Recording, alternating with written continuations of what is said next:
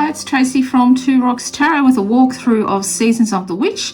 It's a Samhain Oracle based on Samhain. It's by Lorraine Anderson and Julia Diaz, and it's illustrated by, I think it's Giada Rose, I'm not too sure on the pronunciations, by Rockpool Publishing.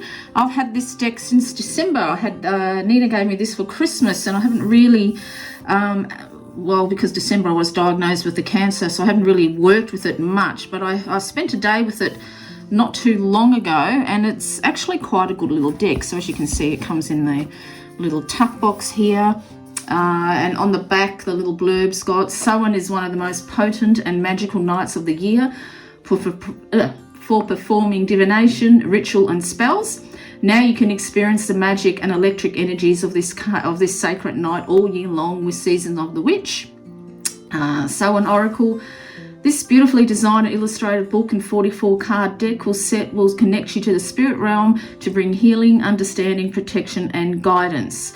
Original poetry is from Julia Diaz, works as invocations for magic and ritual, while intuitive guidance from Lorraine Anderson will take you through your personal readings. Finally, the beautiful artwork of Giada Rose will transport you to new worlds. Unlock the secret insights with spells and recipes to make the most of the Samhain energy. So let's open up the box. Now this book is absolutely brilliant. It has got for a, so please excuse my hands if you can see the rash there. That's actually from the chemo. I get quite a bad rash from it. One more to go and I'm done. So guys, it's got about the authors, illustrated acknowledgements, introduction, about the cards. As you can see, it's in colour. So it's a little bit there about I won't be reading it all. Some acknowledgements. As you can see, the book is quite beautiful. I really like the book. This particular book, I should say, actually I love this picture, look at that, isn't that just gorgeous? This particular little guidebook has probably got the best spreads that I have ever seen included in a guidebook. They are really, really good spreads, and I'll probably do one at the back. So it's got some suggestions for your good old 3-card spreads, such as 1 month ahead, 3 months ahead, 1 year, past, present, future. Who do you think you are? Who you really are? What's your purpose? Etc.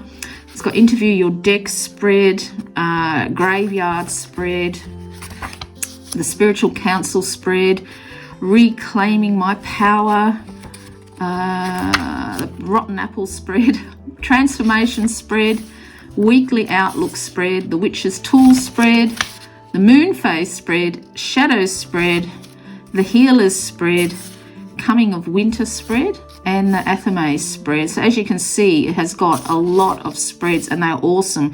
So it's got the picture of the card, it's got the keywords, like this one for All Hallow Eve, motion summoning, a little bit of a oh gosh, like a little bit of a poem, sort of like call upon the voices that stir your senses through the night. Cast an unforgiven howl as you stomp your might through the ground. And then it goes into quite a bit of detail of what the actual card means. It's got the reversals as well for those of you who read reversals. So as you can see, it's a very well done little book. Really, really good little guidebook there. That's what's in the box, and there, full moon. It has got the most gorgeous gilding, isn't it? Absolutely divine. I have to say, I really love like gilding. These are the backs of the cards. It's quite beautiful. It's quite thin and flimsy, but I think it'll hold up well. As you can see, it's quite a glossy. Don't know what happened there, but my phone decided to just stop. So as you can see, it's quite a glossy stock, but it shuffles really, really well. Now these aren't in any order because I have been using them, but it doesn't really detract from the walkthrough. So this one is apples. So as you can see, it's got a little prompt to taste. One must swallow it whole, and beneath the satin flame hides drowning waters. So I'm not going to read all of them. I just wanted to just give you a look at what the actual cards look like. coming winter. So as you can see, the actual artwork is it's quite an earthy type of a palette actually. Looks more to be like a nighttime type of a scenery, which I don't mind at all. Beautiful wolf there. I quite like this. Devour the ferocious calling within the howling of your spirit. Run widely into the freedom of your knowing.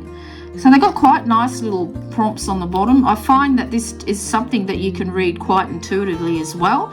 I do like to read the guidebook. When the deck is quite different, I do like to, hark back to the guidebook after I take a look at the image myself and see, what's actually calling out to me. Basically what's calling out to me.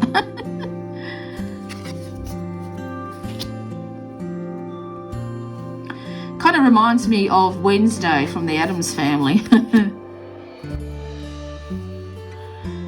But I have been enjoying this deck. It's quite good. I sort of spent the day working with it, and I was actually quite surprised because the first look at it, I thought, I don't know if I can read with this deck, because this kind of artwork is kind of like falls for me in kind of like the anime type of character, which is not a deck that I'm usually attracted to at all. But this one, I don't know, it just seems to works for me. It could be because I am a witch as well, but it's quite a good little deck.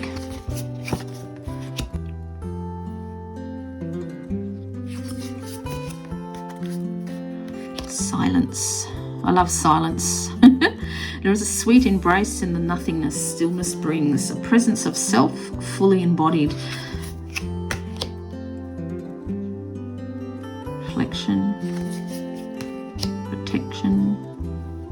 So as you can see, all the cards are numbered, and it's like that in the book as well, so you can very easily find it. I really hate it when you get a guidebook and there is there's no numbering or anything like that, so you don't, you have to flick through the book. It sort of is quite annoying.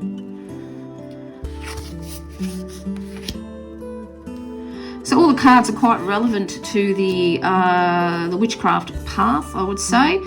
No, I don't class myself as Wiccan, but you could very well work with this deck if you are a Wiccan, if you are a pagan, if you're an eclectic witch like what I am. So I find this very, very easy to work with.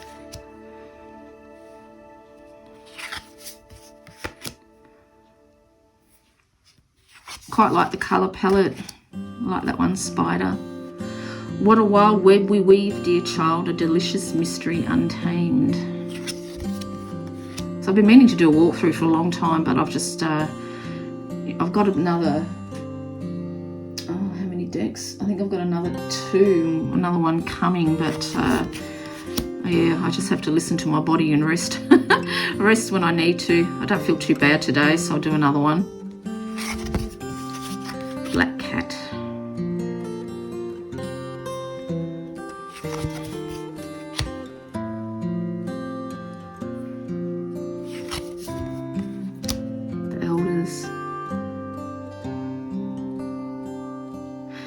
Birthed from seed within the belly of the moon, they are the wise felt touches over our hearts and felt deep within the marrow of our spirit.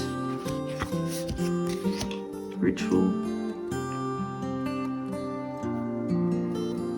Can you feel them? Wild creatures linked by the very blood you will spill into your craft. A ritual of dedication to self and those whose gazes hold fire, but whose whispers carry you softly through the unknown. So they're really, really nice. I really do like this. I find that this deck works really, really well with the Vampire Tarot. I think I did that Vampire Tarot by Ian Daniels. I think I did that on one of my weekly readings, I think. The Dark Moon. A lot of people say not to work with the Dark Moon, but I found my most successful spell was done through on the Dark Moon. Ever. So yeah, I work with the Dark Moon. I find that quite good. Third Harvest. Altar. Ancestors.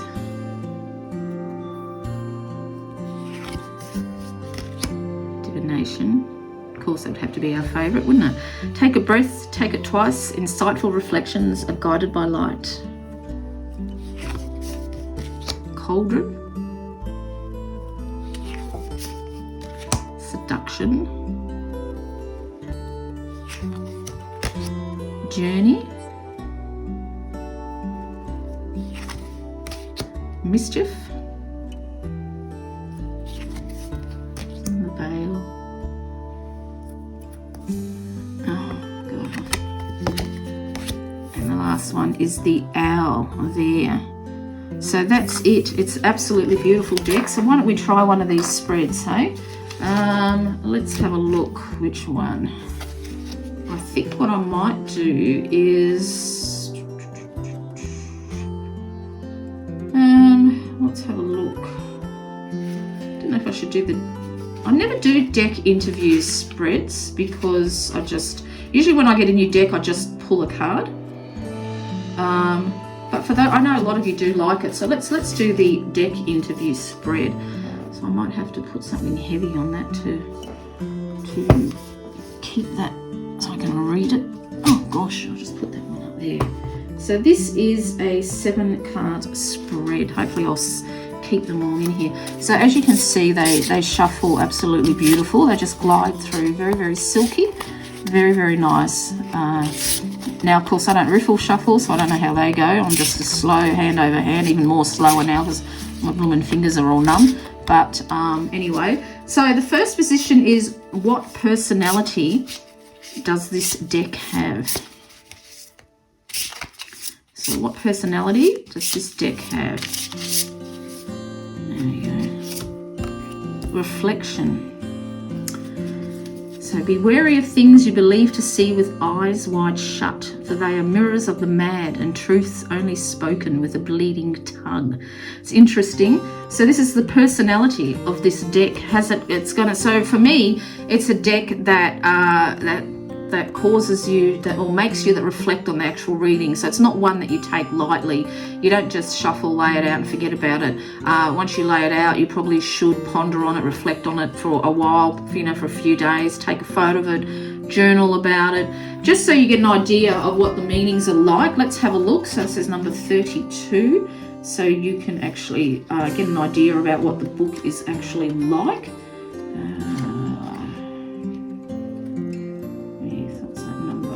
I think I'm going to need to wear glasses all the time once I finish my chemo, because it's sort of really starting to deteriorate. Okay, so reflection shows you the person you've become, for better or for worse. It shows the parts of yourself you wish you could hide and the parts that are to your liking. Your reflection has no desire to hide your truth. You are being guided to acknowledge who you are at this time. Looking to the future is great, and so is setting goals. But how can you make a plan from where you're going if you haven't come to terms with where you are now? It can be challenging to stand in the truth of who you are today. No one wants to say, I'm overweight, or I'm in debt, or I'm sabotaging my goals. However, pretending these circumstances do not exist is like hiding under a sheet of paper in a rainstorm. It'll protect you for a few moments, but eventually the water will soak through and you will be forced to face your reality, or in this case, your reflection. Reflection has come into your reading to ask you to be honest with yourself. Stop hiding from the situation you are facing. You must use where you are as a starting place for any real change to occur. So if you're looking at this from the perspective of what personality does it have, it's going to really, from the spreads that I've done, they were quite telling, quite hard hitting actually. I was quite surprised. I didn't expect it to be such a in-depth deck because of just not of the way it looks. Yeah, I suppose, because like I said, I don't really go for anime type decks, but I really, really like this deck, and I was just surprised at how deep a reading you could get out of it. So the second one is, what is your strength? So what is your strength as a deck?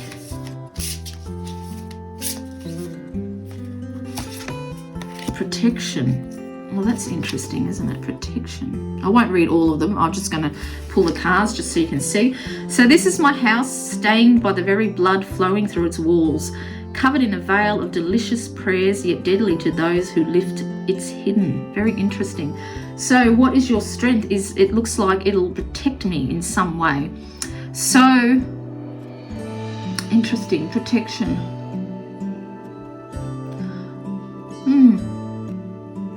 Well, actually, I suppose because this house, since I've had the cancer where I live, I can't go out anyway physically. It's very rarely I go out. But it's been a really good house for healing. I feel very protected in this house. And I think that this deck is going to bring about messages that will protect me, because this is a different type of deck. It says in here, I should have read it actually, interview your deck spread is, each card deck is different from the last and will bring a new energy to your reading experience. It's important to spend some time getting to know your deck before doing in-depth readings. The spread below can be used for any deck and should be the first reading you do with any new deck. So that's for those of you who do. Like I said, I usually just pull a card, but I know how many people. So I suppose if this is your strength and its protection, it's going to give me messages that are literally going to protect me, that are going to help me make wise choices. Okay, that's what I'm trying to get out. So what is your weakness as a deck? This is interesting. No, actually, I think that's not 2 cards. I'm just going to do this one. The Underworld. What is your weakness? Hand over your known. A shift is near. Take a leap. Your journey is clear. So what is your weakness? It's the Underworld. I might actually read that one. Let's have a look, because I can't really think. I still haven't got my wits about me. Here we go. So in magic, the Underworld is a place of transition between one life and the next. A place where you can retreat to replenish your soul and learn the details of your next human experience assignment. That doesn't mean you won't find judgment when you cross the veil. It is often said that how you live one life will determine your abundance in the next.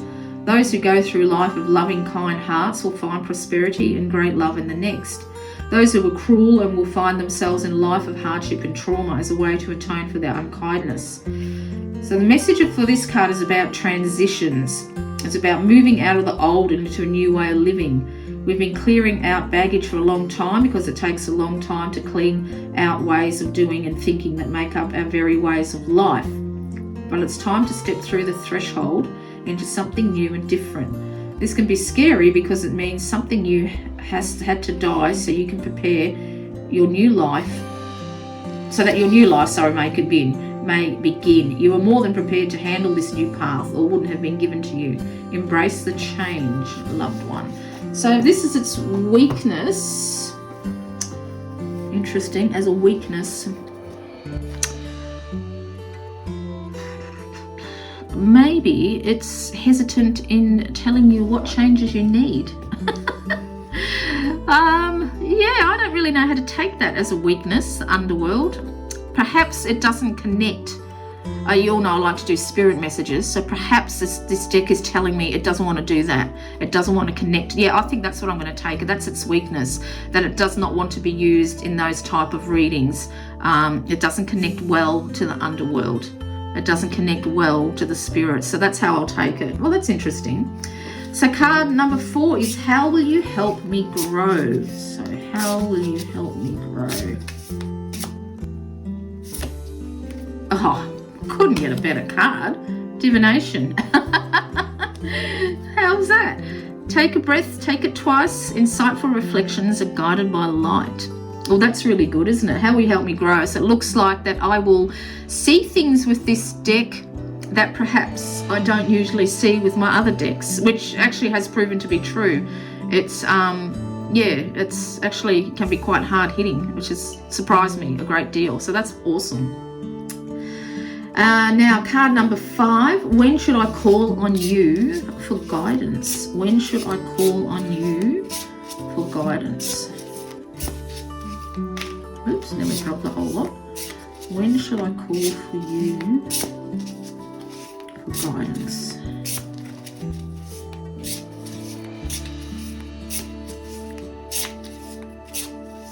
There we go. I'll just pop them over the top for now because they are really, really big cards I'm trying to get out. When should I call? So elders. When should I call? So what really attracts me is the actual, the moon there, sitting in her hand. And I think it would like to work with certain moon phases, this particular deck, which actually makes perfect sense because it's a, you know, it's based on witchcraft, isn't it? And of course, we all know that, funny enough, being a Samhain oracle, you thought maybe that, that particular card would come up representing that holiday, but it hasn't. So I think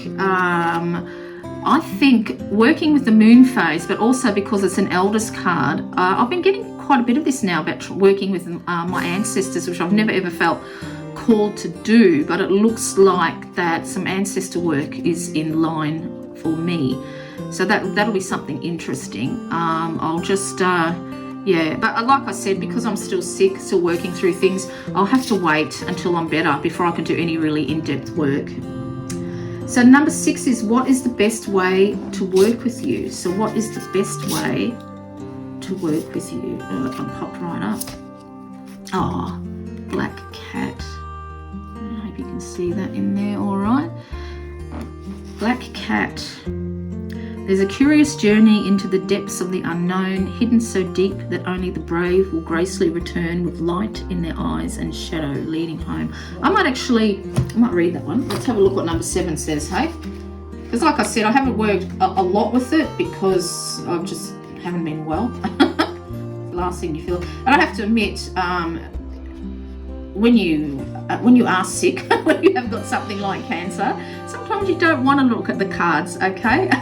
But because I'm getting better, I'm not so nervous about reading it. So, hello cat with 9 lives. So this is what's the best way to work with you? Hello cat with 9 lives. Now that's kind of interesting, 9 lives, isn't it? Because I think this will be the 3rd time that I've nearly died. I nearly drowned when I was young. I got mauled by a dog when I was young, and he was just about to rip out my throat. My father saved me, and indeed he actually saved me from drowning as well. Of course, he can't save me from my cancer diagnosis, but I will get better. I am getting better. So yeah, I think having 9 lives, and it's quite interesting that comes up. So cats are graceful creatures rivaling the snobbiest of humans. They are fiercely independent and value their time and space above all things. They are aloof yet love affection and put their health and well-being above all other things. Cats are also mysterious.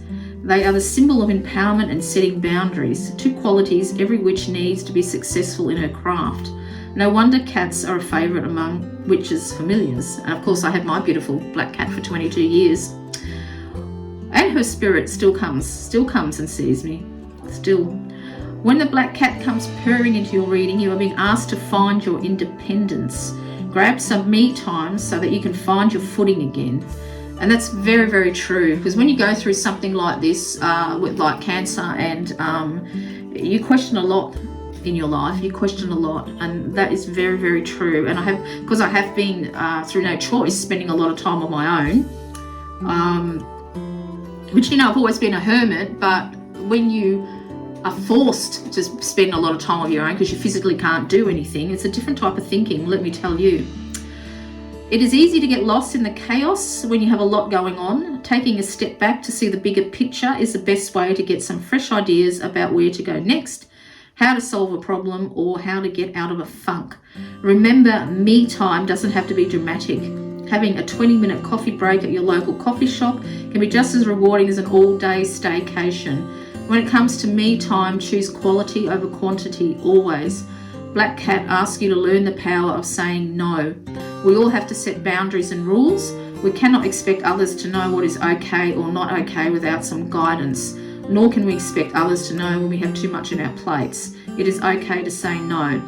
This isn't a selfish act, and it doesn't mean you don't care. It is a sign of self-respect and will help in the long term those in your immediate circle. You cannot give what you do not have, which is very, very true. Okay. Now that was 1, 2, 3, 4, 5, 6. Yeah, that's right. The best way to work with you. So, I suppose when it comes to the because this is the best way to work with you, is what I did actually is just sort of spend the day just trying it out and working with you. And when I'm curious about things, because cats are curious, aren't they? Very, very curious cats are. So for me, when I'm feeling ready to put my hat back on and get back right into my craft, is probably to try something a little bit different. Try out new things, you know. Try out new things. And I've it's kind of weird because I've just lost the page, didn't I? Where's it gone? Oh my gosh, there we go. I have been called back to going back to working with a deity that I worked with many, many years ago. And I actually changed my altar to reflect that. So I am going back to my roots, I suppose. And this is telling me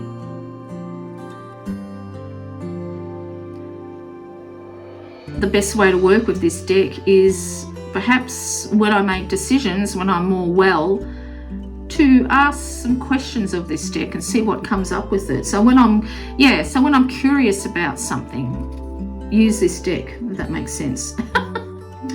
All right, so the final card is, and I'll make sure, that was card 6, wasn't it? 1, 2, 3, 4, 5. Yep, so card 7 is, what will our relationship be like? So, what will our relationship be like?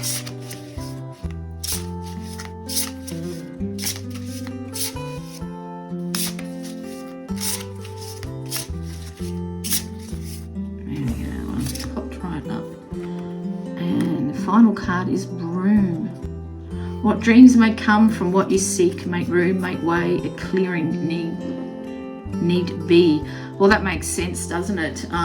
It's going to bring some sweeping change, because like I said, I was very, very surprised at just how well this deck actually works. The spreads in it are brilliant. I will write these prompts underneath in the description box for those of you who like to do interview your deck spreads, but I've actually thoroughly enjoyed using this particular interview your deck spread, and I've got another tarot deck that I haven't used yet that I might actually use this spread for, and that's saying something, because I've never in all my 30 plus years interviewed decks, I've always just pulled one card and asked what type of messages will you bring me, and that's it. But this is a brilliant little spread. It's a brilliant deck. I really, even if you're not into the craft, it's something to explore. It's something new. It's something a little bit different.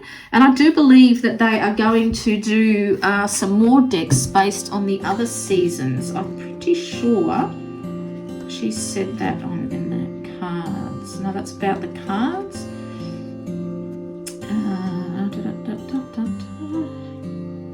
I think they are. It's in this actual book that they said that. Work with the energy of each Sabbath. I'm pretty sure they are going to do that. Yeah, a series of decks. So they're actually going to make some more. So I will look out for that and see. But actually, I thought this is quite good because we have got Samhain coming up, or Halloween, whatever you want to call it. So for those of you who are witches, or those of you who are not, try it. The deck is really, really good. So I hope you've enjoyed this. And until next time, this is Tracy.